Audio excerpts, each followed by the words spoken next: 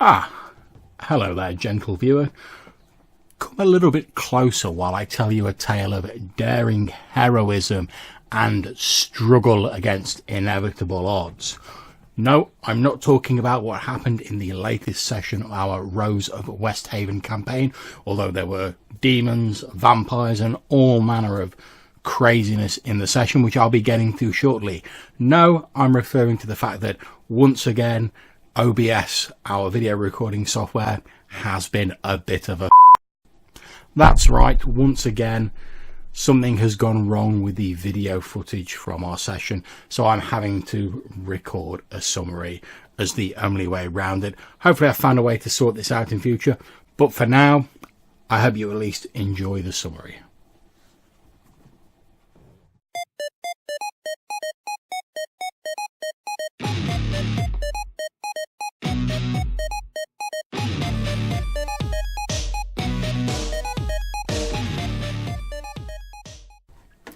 The Lock Adventuring Company is returning from the Dirtmoor Stone Circle.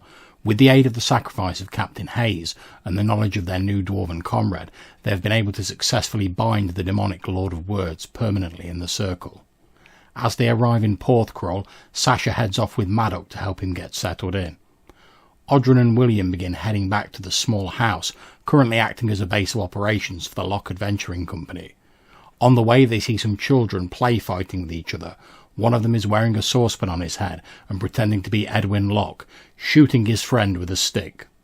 Making a comment about the next generation of the Lock Adventuring Company, William continues, reaching the door of their building first. Outside, a young child is seemingly waiting for someone.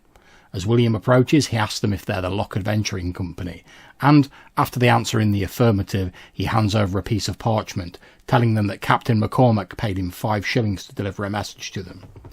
Reading the message, they discover that Lord Draco Harper has died peacefully in his sleep, apparently free of the burden that his link to the Stone Circle had placed on him. In gratitude, he has left each member of the company 2,000 silver shillings. It also appears that Captain Hayes has left the deeds for his house with Captain McCormack to be entrusted to the care and ownership of the Lock Adventuring Company. Odrin and William head to the Harper estate, where they discover the household is in mourning. The body of the recently deceased Lord Harper is lying in state until the funeral on Sunday, in 6 days' time. They speak to Captain McCormack, who tells them that their reward has been placed inside their new building. He escorts them over there, giving them the keys and the deed. The two adventurers spend a few hours exploring the house, discovering that the old campaigner Hayes was apparently something of a hoarder. They clear out a large tool shed and use it to stable their horses. Over the last few hours, William hears a female voice calling his demonic name Atramos several times, although Odrin appears not to notice it. Suddenly, William's eyes roll back into his head and his body begins spasming as though in the grips of some sort of seizure. William, or more accurately Atramos, finds himself in a forest inside a circle of blood. He is surprised to find himself in his original demonic form. Facing him is a naked young woman with bloody runes daubed on her flesh. She reveals herself to be Juliana Harper, daughter of the deceased Draco, who is travelling to Porthcroll with her brother Oscar. She claims that her brother is reckless and will lead her house into disaster. She wishes to form a pact with the summoned Atramos to gain his help in killing Oscar. In return, she offers to use magic that she learned as an apprentice of Corbin Thorne to better integrate Atramos into his mortal host body, allowing him to call on more of his demonic heritage. Atramos agrees and the two seal their pact in blood, at which point he is dismissed and returns to his mortal body. Meanwhile, lacking the possessing spirit of Atramos, the dormant soul of the young boy whose body he possesses reawakens. The child is terrified and attempts to flee the building screaming, but is restrained by a very confused Odrin. Exasperated and eager to keep the child quiet, Odrin force-feeds him a large amount of booze. There is a knock on the door. One of the town guards has been attracted by the screaming. Odrin at first attempts to negotiate with the guard, but as his emotions come more to the fore, black smoke and a miasma of darkness begin to swirl around him, and the guard goes for his pistol. As the guard attempts to flee and summon help, having failed to take down the pagan priest with his pistol, Odrin knocks him out with his cudgel. It's at this point Atramos returns to his mortal host and, as William rises from his seat, confused as to why he can taste alcohol and why Odrin is dragging an unconscious guard into the building, his pagan companion quickly explains. As they are talking, Wolsey Halley, a rogue with a knack for finding information, who the Lock Adventuring Company have paid for intelligence previously, arrives at their door. He tells the duo that he's heard them asking about the ships in the harbour and that he might have some information for them.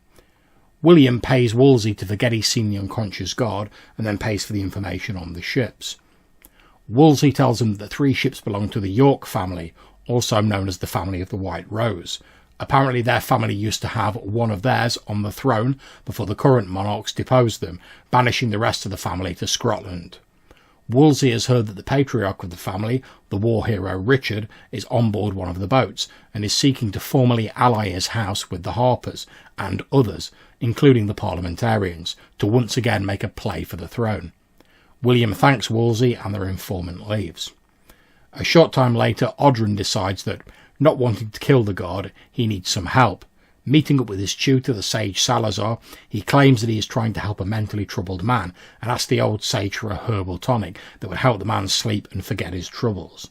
Salazar gives him such a tonic, but warns that it may cause hallucinations if taken in too strong a draught. Thanking his tutor, Odrin leaves, returning to their new base of operations, where he doses up the guard, sprays him with booze, and dumps him in a bush far from their building. Whilst Odrin is dumping the guard, William has been experimenting with his increased powers, discovering that he appears to have the ability to mentally control rats, although, as he begins using this power, his body shifts and changes, growing a rat-like tail. The two of them then decide that they want to continue exploring the tomb catacombs below the Church of Peaceful Repose. Odrin also wants to take a huge flail, recovered from a previous expedition into the catacombs, to the dwarven blacksmith Angus Drummond. They drop off the flail, and the blacksmith seems very interested in the magical armour worn by William. William agrees to return later to allow the dwarf to examine it. Returning to the church, they find it is now occupied by Archdeacon Main, the new priest of Porthcrawl. There are half a dozen other priests there, and what appear to be 2 men wearing plague doctor clothing and masks. They seem to be preparing the church for the funeral of the recently deceased Lord Harper. However, the plague doctors are also discussing the Devil's Maw, the huge crater that has appeared as a result of the explosion of Innsmouth to the north. At first, the Archdeacon is reluctant to allow the duo access to the tombs below the church, but they are able to convince him to allow them to have a quick look in there, as long as they promise to be gone by nightfall, since the priests have a lot to do preparing the church for Sunday's funeral. Entering the catacombs, the 2 heroes head to the only unexplored chamber, finding 4 sarcophagi in there.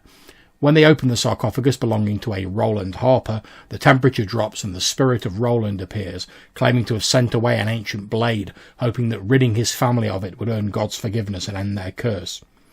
Examining the remains of Roland as the spirit disappears, they find the body has a scabbard but no blade. However, there are small flecks of a green metal around the edge of the scabbard, and what appears to be a fist-sized stone with a cross chiselled onto it shoved into the mouth of the corpse. Odrin removes the stone and the body immediately begins to rise, sprouting fangs and slowly beginning to reassemble itself. William mentally orders his rats to attack, and, whilst the undead creature is distracted, Odrin shoves the rock back into the mouth of the creature's grinning skull, resulting in it tumbling back into a pile of bones. Taking the grave goods they have gathered from the other sarcophagi, Odrin and William beat a hasty retreat from the catacombs.